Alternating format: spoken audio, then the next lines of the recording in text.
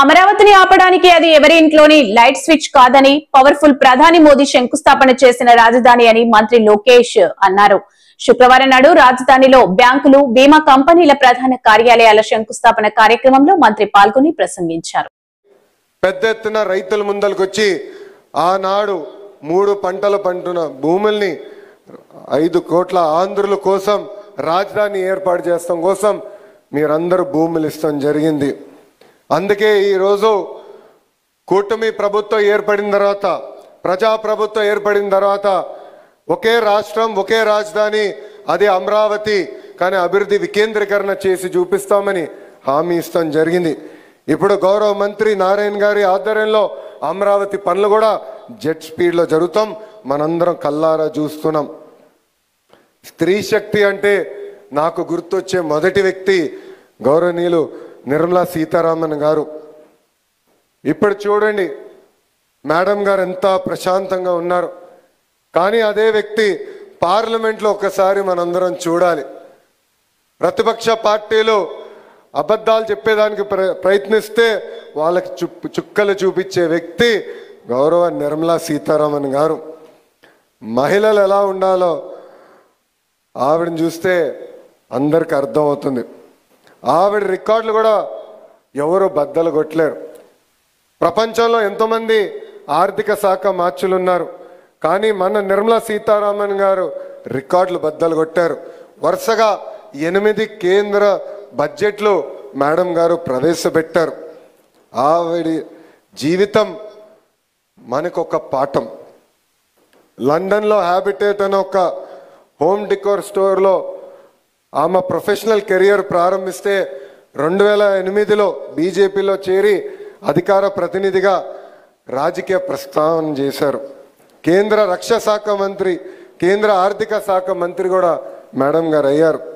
Forbes magazine the world's 100 most powerful women list ప్రకటిస్తే వరుసగా 6 సార్లు నిర్మలా సీతారామన్ గారు ఆ లిస్టులో నిలబడ్డారు.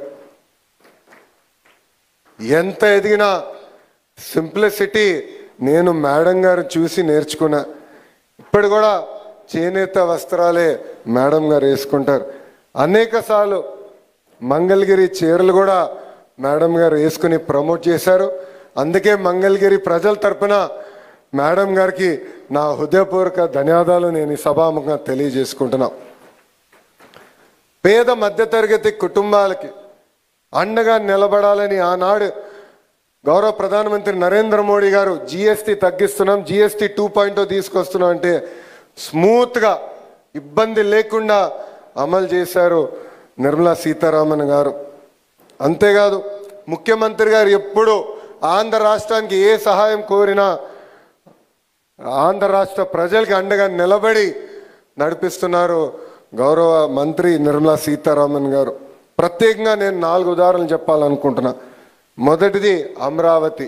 ఆగిపోయిన అమరావతి పనులని సరైన దారిలో పెట్టి అవసరమైన ఆర్థిక వనరులు అందించారు నిర్మలా సీతారామన్ గారు. రెండోది పోలవరం ప్రాజెక్ట్. గతంలో రివర్స్ టెండరింగ్ అని కాలయాపన చేసి కాఫర్ డ్యాము, అదేవిధంగా ఇతర ఇంపార్టెంట్ కాంపోనెంట్స్ డ్యామేజ్ అవుతే దానికి ప్రత్యేక బృందం ఏర్పాటు చేసి పోలవరం ప్రాజెక్టును కూడా సరైన దారిలో పెట్టారు నిర్మలా సీతారామన్ గారు. ఆగిపోయిన విశాఖ స్టీల్ ప్లాంట్కి అర్ధరాత్రి 12ంటికి గౌరవ ముఖ్యమంత్రి గారితో మీటింగ్ పెట్టి నిధులు కేటాయిస్తే కాదు ఆ స్టీల్ ప్లాంట్ను కూడా సరైన దారిలో పెట్టిన వ్యక్తి గౌరవ మంత్రి నిర్మలా సీతారామన్ గారు. ఈరోజు ప్రపంచం మొత్తం విశాఖపట్నం వైపు చూస్తుంది. దానికి కారణం అతిపెద్ద డేటా సెంటర్ ఇన్వెస్ట్మెంట్. భారతదేశంలో అతిపెద్ద డేటా సెంటర్ ఇన్వెస్ట్మెంట్ గూగుల్ అక్కడ వస్తుంది. ఇప్పుడు అందరూ క్రెడిట్ తీసుకోవడానికి ప్రయత్నిస్తున్నారు, కానీ ఆ ఇన్వెస్ట్మెంట్ భారతదేశానికి ప్రత్యేక విశాఖపట్నానికి వచ్చిందంటే దానికి అండగా నిలబడి అవసరమైన భరోసా ఆనాడు అందించారు నిర్మలా సీతారామన్ గారు.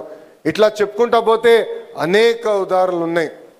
మేడం గారు ఈరోజు ఆంధ్ర రాష్ట్రానికి అండగా నిలబడుతున్నారు కనుకనే మనం అనుకున్న పనులని మనం చేయగలుగుతున్నాం.